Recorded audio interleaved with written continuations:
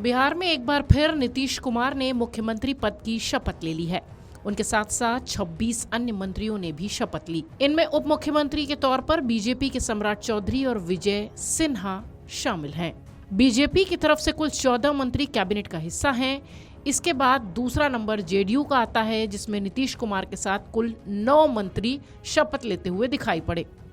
इन मुख्य दलों के अलावा चिराग पासवान की पार्टी से 2, जीतन राम मांझी की हम से और उपेंद्र कुशवाहा की राष्ट्रीय लोक मोर्चा से भी एक मंत्री शपथ लेते हुए दिखाई पड़े। आखिर नीतीश कुमार के नेतृत्व में बिहार में जो नेता मंत्री बने हैं, उनकी शैक्षणिक योग्यता क्या है और इन मंत्रियों की संपत्तियों के आंकड़े क्या कहते हैं, इसके अलावा इन पर कितने आपराधिक मामले दर्ज हैं, ये सब मंत्रियों के शपथ ग्रहण के बाद चर्चा का विषय है। बिहार के नए मंत्रिमंडल के 26 मंत्रियों से जुड़ी जानकारियां चुनाव आयोग के पास मौजूद हैं। हालांकि उपेंद्र कुशवाहा के बेटे दीपक प्रकाश अब तक विधायक या विधान परिषद के सदस्य नहीं बने हैं।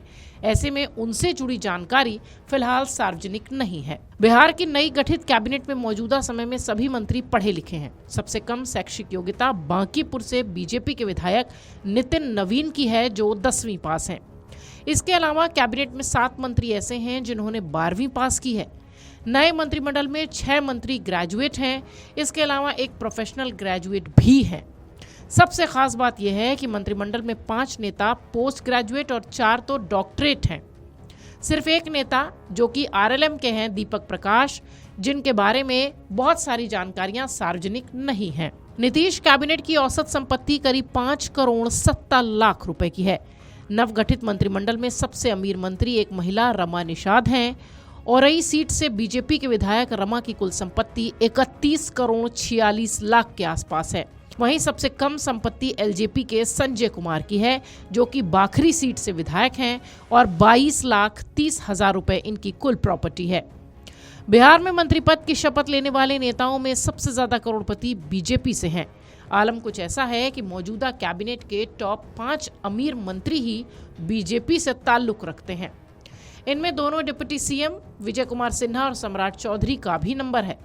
बीजेपी के 14 में से कुल 12 मंत्री करोड़पति हैं। उधर जेडीयू के 9 में से 8 मंत्री करोड़पतियों की लिस्ट में हैं। बिहार में मुख्यमंत्री नीतीश कुमार के अलावा जिन 26 मंत्रियों ने शपथ ली है, उनमें से अधिकतर पर कोई आपराधिक केस नहीं है। आंकड़ों के लिहाज से देखा जाए तो 14 मंत्रियों पर कोई केस नहीं किया गया है। वहीं 12 नेता अपने ऊपर दर्ज मामलों को दर्शा चुके हैं। इनमें सबसे ज्यादा 5 आपराधिक केस बांकीपुर से विधायक नितिन नवीन पर है। अगर पार्टीवार बात करें तो आपराधिक मामलों में बीजेपी नेता अव्वल हैं। प्रधानमंत्री नरेंद्र मोदी ने बिहार में एनडीए की विजय के बाद कहा था कि अब राज्य में MY समीकरण का मतलब महिला और युवा हो गए हैं। नए मंत्रिमंडल में भी इस समीकरण का बखूबी ख्याल रखा गया है।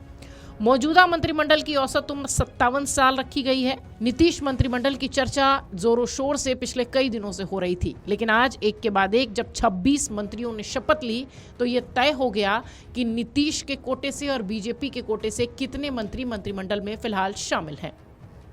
अगर आप ये वीडियो YouTube पर देख रहे हैं तो हमारे चैनल को सब्सक्राइब कर बेल आइकन दबाएं और Facebook पर देख रहे हैं तो हमारे पेज को लाइक करें।